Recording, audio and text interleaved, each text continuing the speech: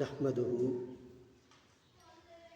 ونصلي ونسلم على رسوله النبي الأمين المكين الحنين الكريم الرؤوف الرحيم أما بعد فأعوذ بالله من الشيطان الرجيم بسم الله الرحمن الرحيم يسألونك عن الأنفال قل الأنفال إلا لله صدق اللہ مولانا العظیم وبلغنا رسولہ النبی الکریم وخاتم النبیین بجا سید المرسلین۔ فضائے بدر پیدا کر فرشتے تیری نصرت کو، فضائے بدر پیدا کر فرشتے تیری نصرت کو، اتر سکتے ہیں گردوں سے کتار اندر کتار بھی، اتر سکتے ہیں گردوں سے کتار اندر کتار بھی۔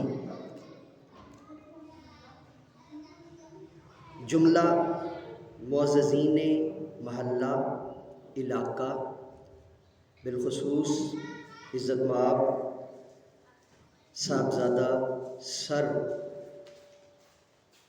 ابو بکر قادری، عزت مآب جناب چودھری غیاث احمد ایڈوکیٹ صاحب و دیگر تمام جملہ محلے داران جو گاہے بگاہے جامع فاطمۃ الزہراء کے اندر اپنی حاضری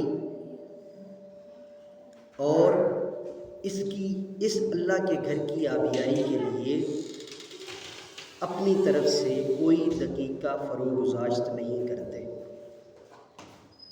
ان تمام احباب کی خدمت میں سلام مسنون پیش کرتا ہوں۔ اللہ رب العزت کا بے پایاں فضل عظیم ہے کہ آج جامع فاطمۃ الزہراء کے اندر 5ویں حاضری کا شرف حاصل ہو رہا ہے، اور یہ شرف صرف شرف نہیں ہے، اللہ تعالیٰ نے آج کے دن کے اعتبار سے کئی چیزیں مینیفولڈ کر دی ہیں جن کو آج آپ کی خدمت میں دست بستہ پیش کرنے کی اور اپنا سبق سنانے کی اور اپنی حاضری لگوانے کی جد و جہد اور سعی ہے۔ جیسا کہ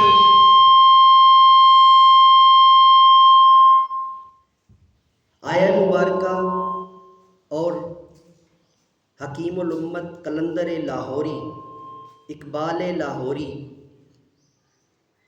کے شعر خاص سے یہ اندازہ آپ فرما چکے ہوں گے کہ آج کی گفتگو کا حتمی موضوع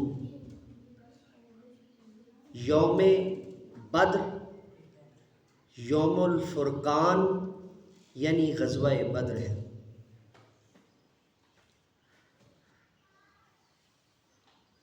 عزیزان گرامی قدر،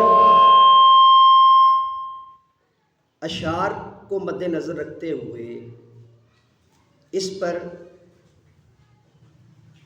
جو سب سے خوبصورت شعر مجھے لگتا ہے وہ حضرت حسان بن ثابت کا ہے، اور حضرت حسان بن ثابت فرماتے ہیں شہدت ببدر مع النبی محمد صلی اللہ علیہ وآلہ وسلم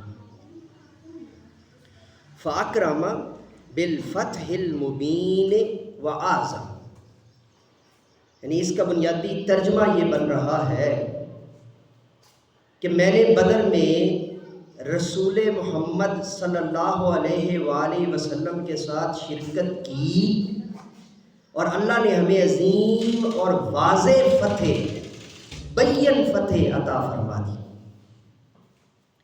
اب قرآن پاک اب جو یہاں پر اس کے بعد پھر کعب بن مالک کا شعر دیکھیے کہ کہ اللہ تعالیٰ نے ہمیں رسول اور ان کے لشکر کی مدد فرمائی جب بدر میں دونوں لشکر آمنے سامنے تھے. نصر اللہ رسولہ وجنودہ یوم التقى الجمعان فی بدر. یہ چونکہ حضرت حسان بن ثابت بھی عربی کے اندر شاعری فرماتے، حضرت کعب بن مالک بھی عربی کے اندر شاعری فرماتے. اب آپ اقبال کی زبان میں اس کو جانیے اور اس کو سمجھنے کی کوشش کیجئے. سورہ انفال. اور سمجھنے کی کوشش کیجئے کہ فضائے بدر پیدا کر، فضائے بدر پیدا کر، فرشتے تیری نصرت کو اتر سکتے ہیں گردوں سے، گتار اندر گتار. یعنی اقبال نے درجہ روحانیت میں وہ بات کہہ دی ہے کہ اے مومن کل، اے اللہ اور اس کے رسول پر ایمان لانے والے. حضرت حسان بن ثابت نے تو کہا کہ مجھے بدر میں شرکت کی توفیق عطا ہوئی. حضرت کعب بن مالک نے بھی یہی کہا.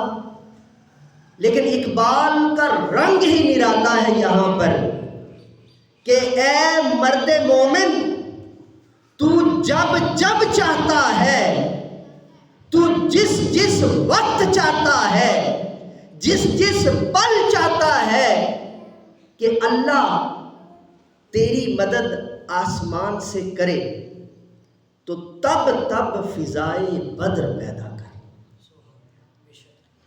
یعنی گردوں سے آج بھی ملائکہ اتر سکتے ہیں. شرط استواری یہ ہے کہ فضائے بدر کی سی کیفیت ہو.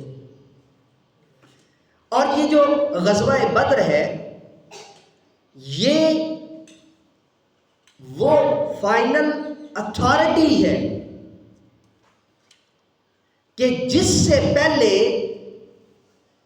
جتنے بھی مومنین کے ذہنوں کے اندر، جانثاران مصطفیٰ کے ذہنوں کے اندر جتنے خدشات موجود تھے، ایسے خدشات جو کبھی زبان پر نہ لائے،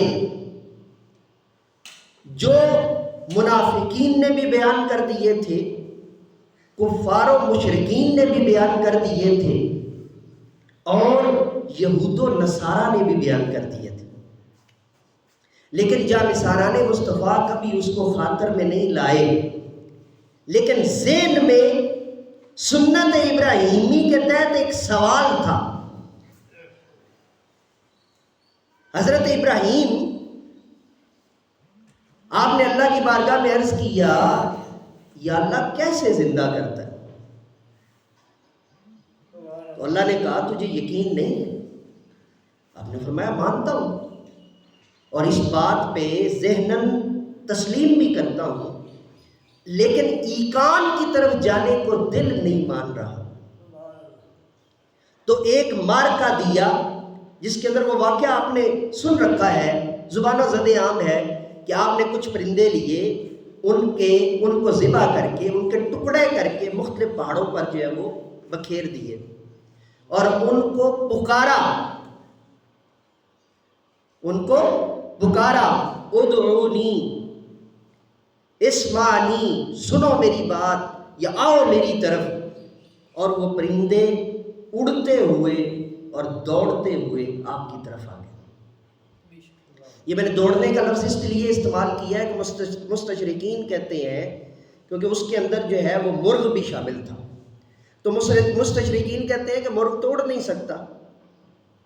لیکن اللہ تعالیٰ نے اس کو تھوڑی سی سکت دی ہے پر پھڑپھڑانے کی، اور وہ دوڑتے ہوئے چند لمحوں کے لیے یا کچھ پل کے لیے اڑ بھی لیتا ہے. لیکن عام دنیا کے اوپر مشہور یہ ہے کہ مرغ دوڑتا ہے پرندوں میں سے، لیکن وہ دوڑتا ہے.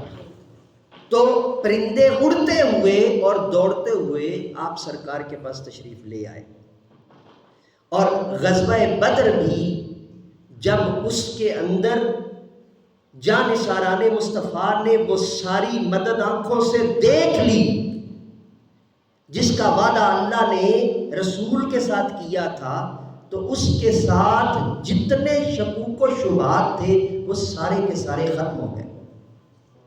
لیکن غزوہ بدر شروع یہاں سے نہیں ہو رہا۔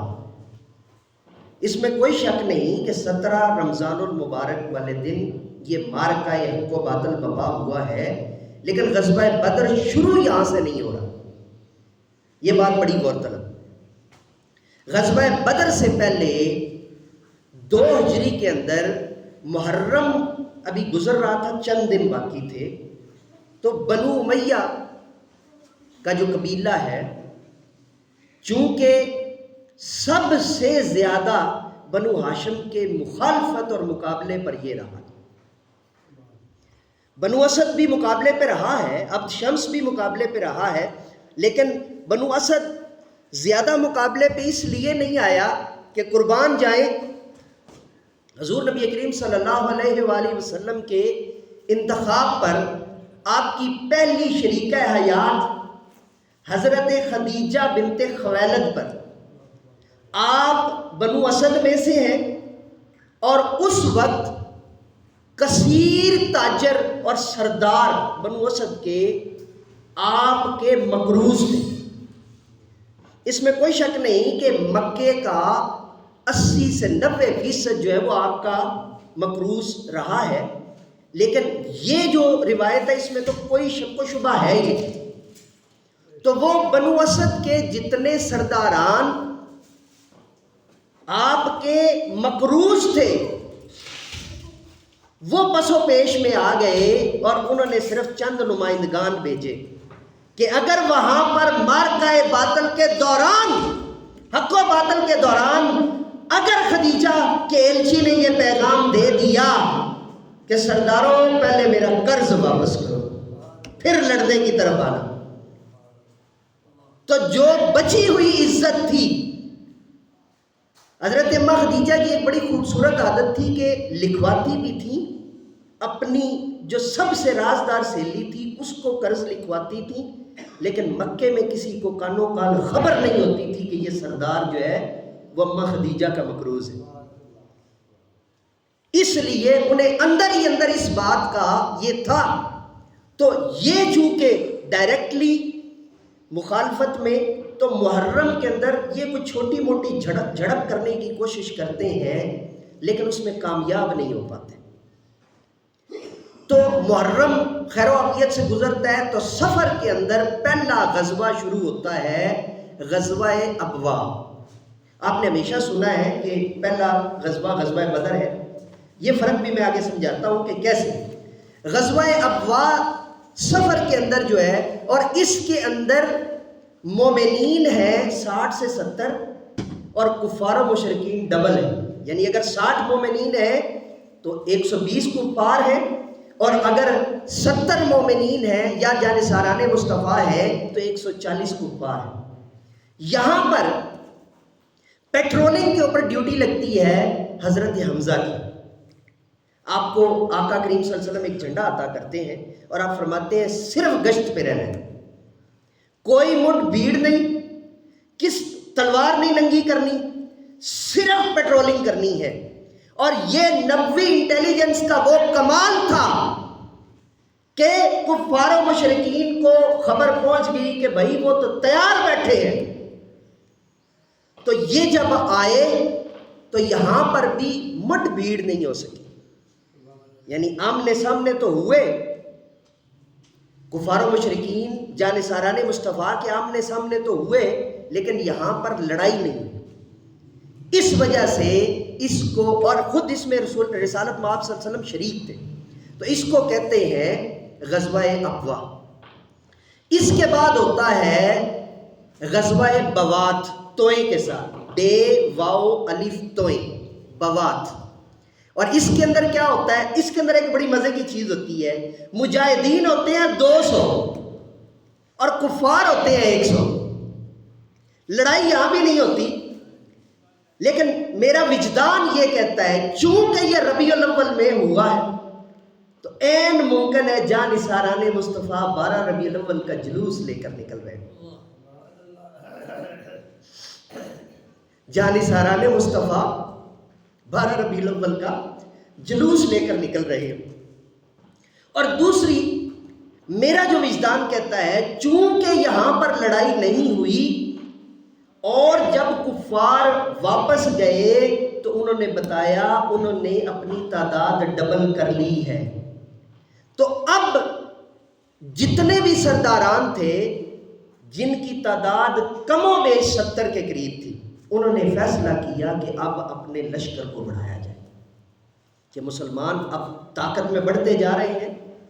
اور یہ نبی کریم صلی اللہ علیہ وسلم کی حکمت عملی تھی یا جانثاران مصطفیٰ کا اپنے مصطفیٰ کے اوپر جو ہے ربیع الاول کے اندر جانثاری کا عالم تھا.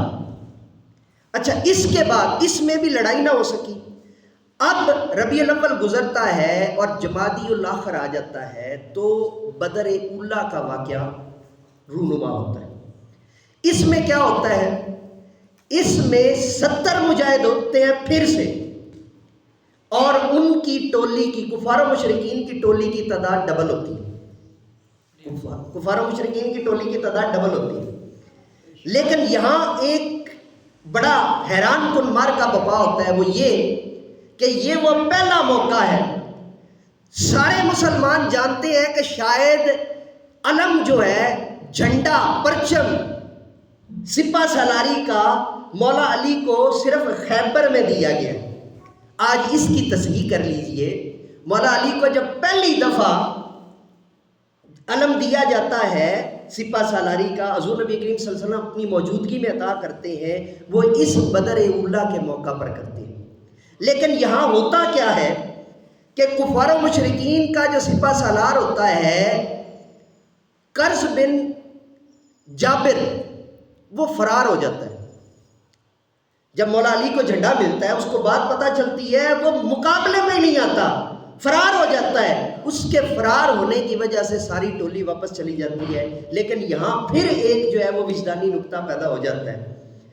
کفار و مشرکین پوچھتے ہیں کہ چلو پچھلی تو بات مانتے تھے کہ تم 200 تھے، نہیں تھے، مجاہد 200 تھے اور تم صرف 100 تھے، چلو وہاں سے بھاگنا تو تمہارا بنتا تھا، اب تو تم ڈبل تھے، کفار و مشرکین آتے تھے، تو اب کیوں بھاگ آئے ہو؟ تو میرا وجدان یہ کہتا ہے کہ قرظ بن جابر نے سرداران قریش کو کہا ہوگا، بنو امیہ کو جا کے سر تن کر کے اس نے کہا ہوگا کہ بھائی جھنڈا اور علم جو ہے وہ مولا علی بن ابی طالب کے سپرد کر دیا گیا تھا، لہذا لڑائی وہاں بنتی ہی نہیں تھی. اب یہاں پر بھی لڑائی نہیں ہوئی. یہ نبوی انٹیلیجنس کا کمال ہے کہ یہاں پر بھی لڑائی ٹلی لیکن مسلمانوں کا رعب اور دبدبہ بڑھ گیا. اب یہاں سے جمادی الاخر جب ختم ہو جاتا ہے تو یہاں پر بنیادی طور پہ ایک اور غزوہ ہوتا ہے جمادی الاخر کے قریب جا کر، غزوہ العشیرہ. غزوہ بدر اولیٰ کو غزوہ صفوان بھی کہتے ہیں، لیکن اس کے بعد غزوہ عشیرہ ہوتا ہے. عشیرہ کیوں ہوتا ہے؟ جب جا کے قرظ بن جابر نے یہ کہا یا جیسے بھی اس نے رپورٹ دی ہوگی تو اس پر امیہ بن خلف ناراض ہو گیا. اب امیہ بن خلف ایک الگ ٹولی لے کر مقابلے پر آیا اور ادھر سے سپہ سالار خود حضور نبی کریم صلی اللہ علیہ وسلم مقابلے پر آئے. یہاں پر غالب گمان یہ تھا کہ لڑائی ہو جائے گی، لیکن یہاں پر بھی لڑائی نہیں ہوتی. یہاں پر بھی لڑائی نہیں ہوتی. ہوتا کیا ہے؟ یہاں پر ایک چیز جو بڑی حیران کن ہے وہ یہ ہوتی ہے، بڑی غور طلب، کہ امیہ بن خلف کو کوئی عجیب سا جو ہے وہ حالہ نظر آتا ہے، کوئی وجہ بنتی ہے اور وہ بھی رائے فرار اختیار کر کے واپس چلا جاتا ہے. اب یہ نقطہ یاد رکھیے گا کہ امیہ بن خلف جو یہاں سے فرار ہوا تھا اس کی تمام اولاد کے اندر یہ بات بطور بدلہ چل رہی تھی کہ ہمارا دادا ایک اعتبار سے دادا اور ایک اعتبار سے چچا، یعنی حرب کے جو بیٹے ہیں ان کا دادا، اور جو حضرت عثمان بن صفوان کے جتنے بھی قبائل آتے ہیں ان کا، یعنی آپ کہہ لیں جیسے بابا کہتے ہیں ہماری زبان کے اندر، جو والد سے بڑا ہوتا ہے، ان کا یہ وہ پہلی بنیاد رکھی جا رہی ہے جو بنو امیہ کے دل کے اندر وہ پہلی پھانس ہے جو واقعہ اور حادثہ کربلا تک رہتی ہے۔ اور اس سے اگلا جو یہاں پر جو ہوتا ہے کہ کیوں خاندان نبوت کے ساتھ اتنا زیادہ جو سلسلہ رکھا گیا، اتنی زیادہ نفرت اور مخالفت بنو اسد نے بھی کم کر دی، بنو عبد شمس نے بھی کم کر دی، ہاشم کے جو باقی سردار تھے وہ آہستہ آہستہ پلٹنا شروع ہو گئے، جن میں ایک واضح نام جو ہے ابو العاص کا ہے، جن کی زوجہ جو ہے حضرت زینب تھی۔ ابو العاص حضرت خدیجہ بنت خویلد کی بہن جو ہے ابی حالہ، ان کے بیٹے، یہ یاد رکھیے گا۔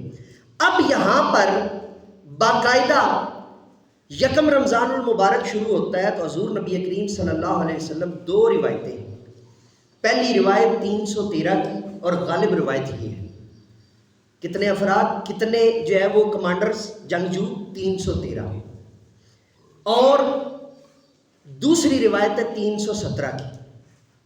لیکن غزوہ عشیرہ کے بارے میں غزوہ عشیرہ نہیں، غزوہ بوات کے بارے میں ایک روایت ہے، اس میں 200 نہیں 300 صحابہ تھے۔ یہ جو یورپ کے اندر 300 BC کے نام سے ایک جو فلم آج کل چل رہی ہے، زبان و زدیام ہے، وہ اس پس منظر میں بنائی گئی ہے، اور اس کا تعلق جو ہے انہوں نے اپنے وہ گریکس اور ایتھنز اور اسپارٹنز کے ساتھ کر دیا ہے، لیکن اس کی بنیاد بھی یہ ہے۔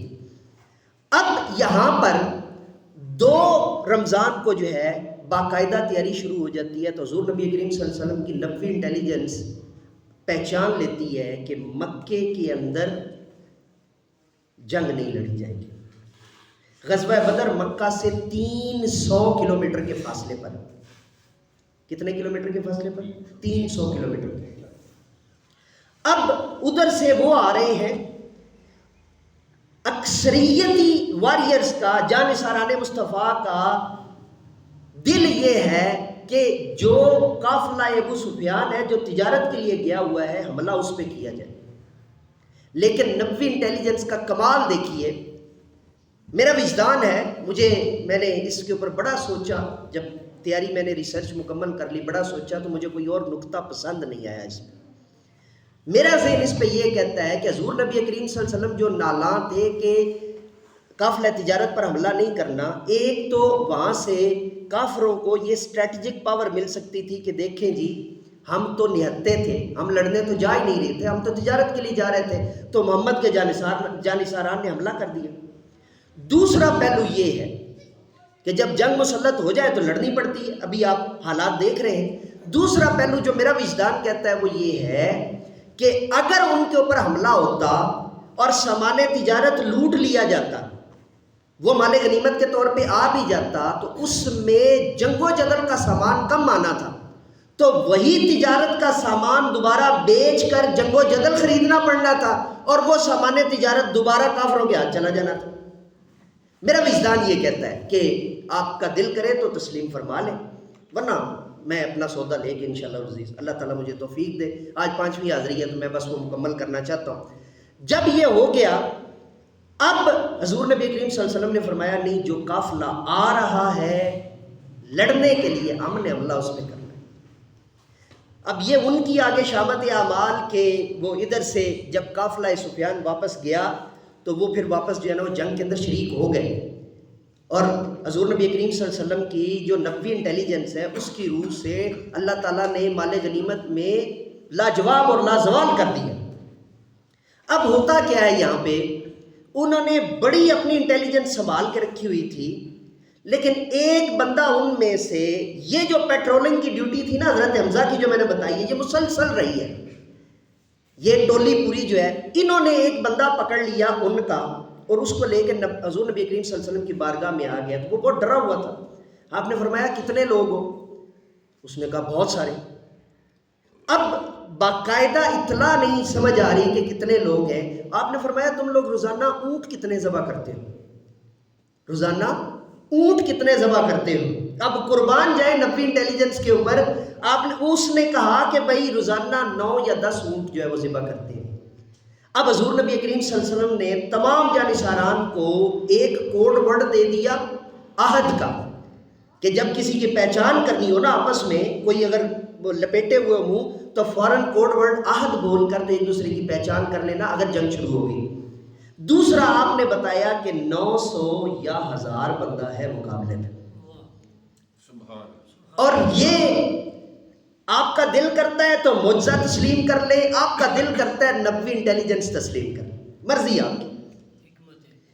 اب حکمت نبوی انٹیلیجنس سامنے رکھتے ہوئے جب وہ سامنے آ جاتے ہیں، یہاں بڑا غور طلب پہلو جو میں اب یہاں پہ جو ہے نا وہ اب میں یہاں پہ پڑھوں گا بدر اور سکھاؤں گا کربلا۔ یہاں پہ میں پڑھوں گا بدر اور سکھاؤں گا کربلا۔ اب ہوتا کیا ہے، لڑائی ہوتی ہے، پہلے 3 جو ہے وہ پہلوان آتے ہیں، ادھر سے بنو ہاشم آتا ہے، مقابلے پہ بنو امیہ کے 2 پہلوان اور بنو عبد شمس کا 1 پہلوان۔ اب یہ پوائنٹ ذہن میں رکھیے گا خاص طور پہ، بنو امیہ کے کتنے لوگ؟ 2 پہلوان۔ اچھا، تینوں مارے جاتے ہیں، اور جانشاران مصطفیٰ میں سے مولا علی ہوتے ہیں، حضرت حمزہ ہوتے ہیں، اور حضرت ابو عبیدہ بن جراح ہوتے ہیں، جو تھوڑے سے معمولی زخمی ہو جاتے ہیں۔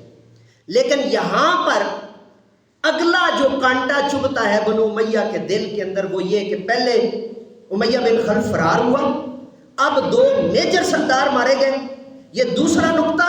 اور تیسرا، جب جنگ عام جنگ جو ہے وہ گھمسان کا رن پڑتا ہے تو 70 سردارانے کفاروں جو ہے وہ مشرکین جو ہے وہ مارے جاتے ہیں۔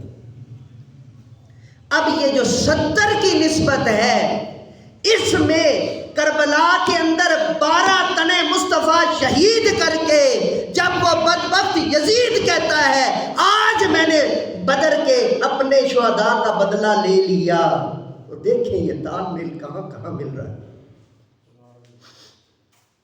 کہاں کہاں نہ روئیں خاندان نبوت کے لیے، کہاں کہاں آنسو نہ بہائے خاندان نبوت کے لیے۔ اب یہاں پر یہ جو 70 کافر مارے جاتے ہیں، یہاں ایک بڑا خاص نقطہ ہے، ان 70 میں سے 22 مولا علی بن ابی طالب نے اکیلے مارے ہوتے ہیں۔ ان 22 میں سے 12 ایسے ہوتے ہیں جو بنو امیہ میں سے ہوتے ہیں، جن میں امیر شام حضرت امیر معاویہ کا بڑا بھائی حنظلہ بن ابی سفیان بھی موجود ہوتا ہے، جو کلک ساری زندگی امیر شام حضرت امیر معاویہ کے دل کے اندر رہی۔ اور جب عام معافی ہو گئی، طلقاء ڈکلیئر ہو گئے، تو بظاہر انہوں نے کہہ دیا کہ اب چونکہ اگر میں اس پر لڑتا بھی ہوں تو بدری صحابہ بھی موجود ہیں، تو اس پہ دوبارہ انہوں نے کہنا ہے کہ اے حضرت امیر معاویہ آپ اجتہادی غلطی پر ہیں۔ تو اس کا اب یہ ایک پورا ایک بن رہا ہے، وہ ان کی صحابیت سے کوئی انکار نہیں، لیکن جو چیز تاریخ میں موجود ہے اور احادیث میں موجود ہے اس سے بھی انکار نہیں، یہ یاد رکھیے گا۔ اسی وجہ سے ہم خاموشی اختیار کرتے ہیں۔ لیکن اگلا پوائنٹ سمجھ لیجئے گا، اب جب یہ ہو جاتا ہے تو حضرت عثمان بن عفان بھی چونکہ ادھر سے ہوتے ہیں، بنو امیہ کے چچیرے بھائی بنتے ہیں، جیسے ہوتے ہیں نا فرسٹ یا سیکنڈ کزنز ہوتے ہیں۔ اب جب آپ کا وصال ہو جاتا ہے، آپ مقتول ٹھہرتے ہیں، تو اب وہ بھرپور طریقے سے اس کو ڈھال بنا کر تو میدان میں آ جاتے ہیں، اور پھر وہ بنو امیہ کے سارے معاملات اور ساری چیزیں جو ہے نا وہ آپ نے سن رکھی ہیں۔ میرے پاس وقت بہت قلیل ہے، میں ایک ضروری چیز یہاں پہ جو ہے نا ایڈریس کرنا چاہتا ہوں۔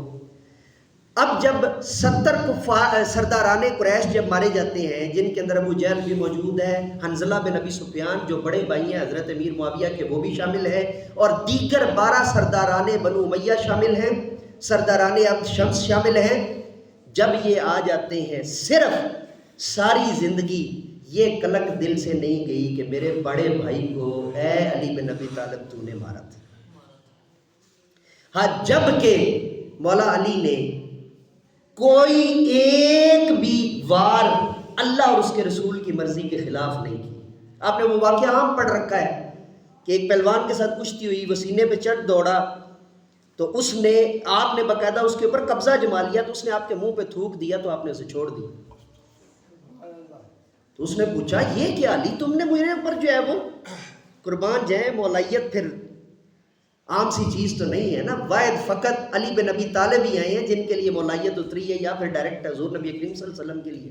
آپ مانے جو مرضی کرتے پھرے، میں اس بحث پہ پڑھنا ہی نہیں چاہتا.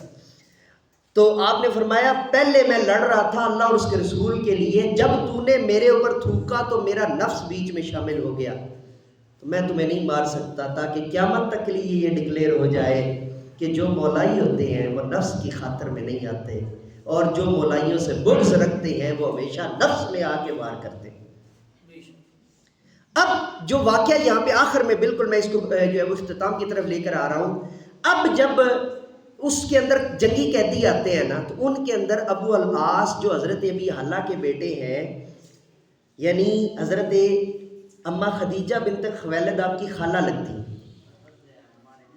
اب حضرت زینب بھی موجود ہوتی ہیں بیچ میں، تو وہ کیا کرتی ہیں، جو حضرت خدیجہ بنت خویلد نے ہار گفٹ کیا ہوتا ہے نا شادی پہ حضرت ابو العاص کو، ابھی آپ وہ ہوئے نہیں ہیں لیکن بعد میں آپ نے اسلام قبول کر لیا، اور اتنا اسلام قبول کیا کہ اپنے آپ کو باقاعدہ اس ضبط کے اندر رکھا.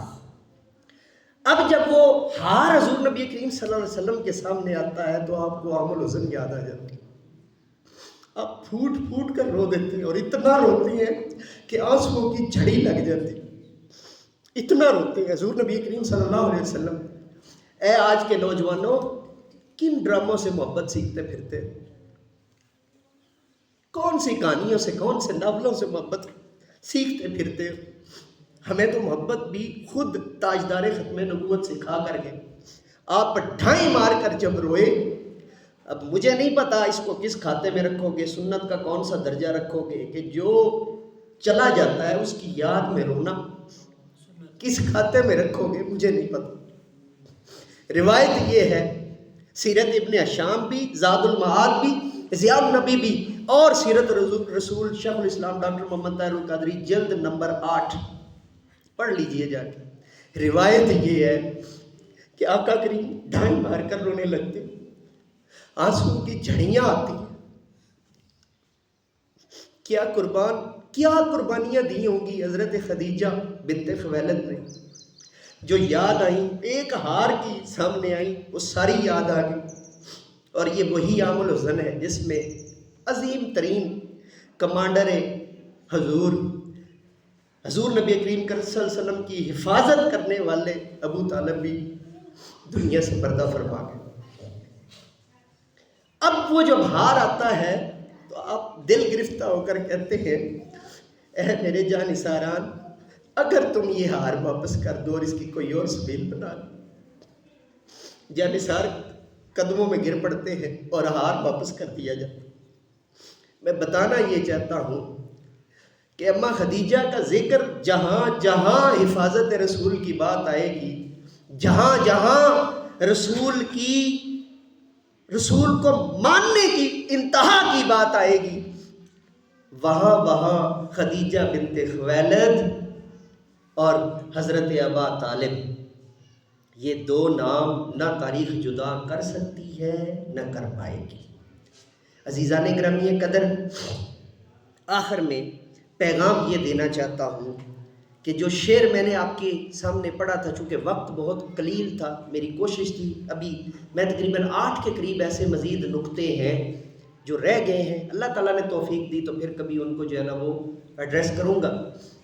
پیغام یہ دینا چاہتا ہوں کہ قلندر لاہوری نے کمال مارکہ ذات آپ کے سامنے رکھا ہے کہ آج بھی اگر جو ہے بدر کا ذائقہ چکھنا چاہتے ہیں، کوئی شعر آپ کے سامنے جب کوئی بولتا ہے تو آپ کہتے ہیں کیا کمال ذوق ہے جی، کیا زبردست شعر پڑھ دی. آج بھی بدر کا ذائقہ چکھنا چاہتے ہیں. اقبال کو دیکھیں زبان کہاں سے مل رہی ہے. فضائے بدر پیدا کر، فضائے بدر پیدا کر، فرشتے تیری نصرت کو اتر سکتے ہیں گردوں سے کتار اندر کتار اب بھی.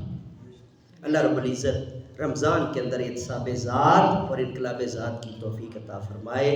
وما علیہ الا البلاغ المبین. جن اب آپ کی سنن رہتی ہیں سنن عطا فرمائے.